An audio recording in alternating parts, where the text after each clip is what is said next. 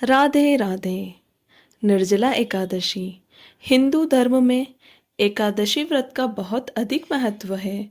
वर्ष में आने वाली सभी 24 एकादशियों में निर्जला एकादशी सबसे अधिक पुण्य फल देने वाली है।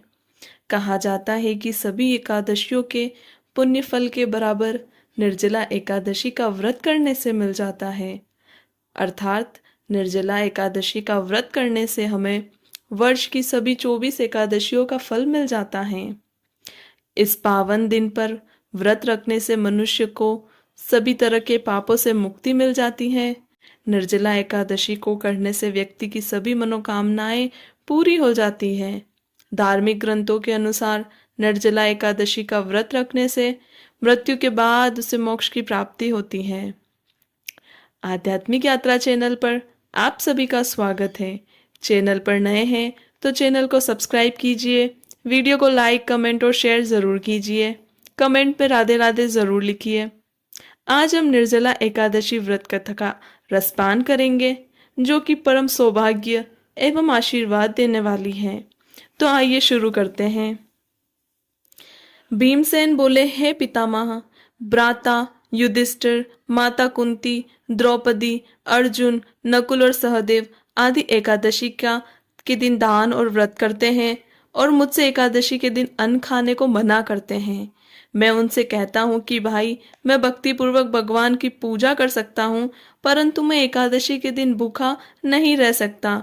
इस पर व्यास जी बोले, हे भीमसेन, यदि तुम नरक को बुरा और स्वर्ग को अच्छा समझते हो तो प्रत्येक माह की दोनों एकादशियों को अन्न न खाया करो।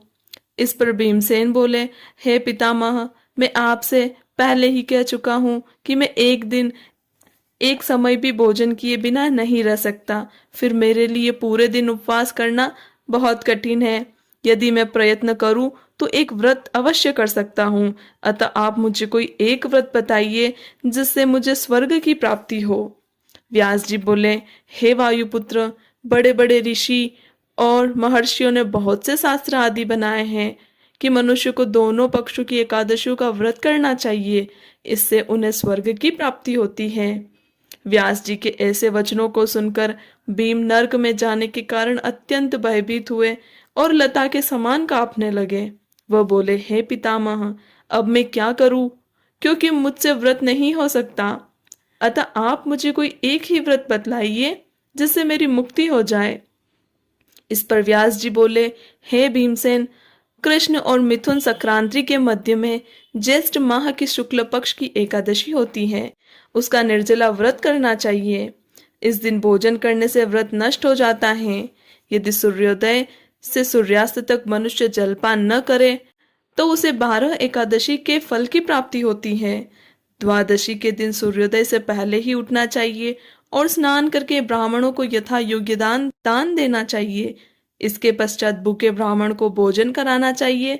तत्पश्चात स्वयं भोजन करना चाहिए। इसका फल संपूर्ण एकादशियों के फल के बराबर है। हे भीमसेन, स्वयं भगवान ने मुझसे कहा था कि इस एकादशी का पुण्य समस्त तीर्थों और दानों के पुण्य के बराबर है। एक दिन निर्जल रहने से मनुष्य पापों से मुक्त हो जाता है। जो मनुष्य निर्जल एकादशी का व्रत करते हैं उसको मृत्यु के समय भयानक यमदूत नहीं दिखाई देते हैं। उस समय भगवान विष्णु के यमदूत स्वर्ग से आते हैं और उनको पुष्पक विमान पर बिठाकर स्वर्ग ले जाते हैं। अतः संसार में सबसे श्रेष्ठ निर्जला एकादशी का व्रत है। अतः श्रद्धा पूर्वक इस एकादशी का निर्जल व्रत करना चाहिए। उस दिन ओम नमो भगवते वासुदेवाय मंत्र का उच्चारण करना चाहिए। व्यासदेव जी के ऐसे वचन सुनकर भीम ने निर्जल व्रत किया। इसी एकादशी को भीमसेनी या पांडव एकादशी भी कहते हैं। निर्जल व्रत करने से पहले भगवान की पूजा करनी चाहिए और उनसे विनय करनी चाहिए कि दूसरे दिन मैं भोजन करूंगा, मैं इस व्रत को श्रद्धा पूर्वक करूंगा, इससे मेरे समस्त पाप नष्ट हो जाएंगे। जो मनुष्य इस व्रत को दोपहर में स्नान तप आदि करके करते हैं उनको करोड़ों फल स्वर्ण के दान का फल मिलता है। जो मनुष्य इस दिन यज्ञ होम आदि करते हैं उसके फल का वर्णन भी नहीं किया जा सकता। इस निर्जला एकादशी के व्रत से मनुष्य विष्णु लोक को जाता है। जो मनुष्य इस दिन अन्न खाते हैं उन्हें चांडाल समझना चाहिए, वे अंत में नरक में जाते हैं।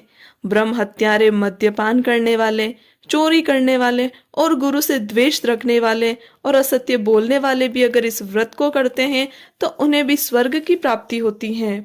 हे कुंती पुत्र, जो पुरुष या स्त्री इस व्रत को श्रद्धा पूर्वक करते हैं उनका कर्तव्य है उन्हें सर्वप्रथम विष्णु भगवान की पूजा करनी चाहिए, उसके पश्चात गौ का दान करना चाहिए। उस दिन ब्राह्मणों को दक्षिणा, मिष्टान आदि देना चाहिए। निर्जला के दिन अन्न, वस्त्र, छत्र आदि का दान करना चाहिए। जो मनुष्य इस कथा को प्रेम पूर्वक सुनते और पढ़ते हैं उनको स्वर्ग की प्राप्ति होती है। राधे राधे।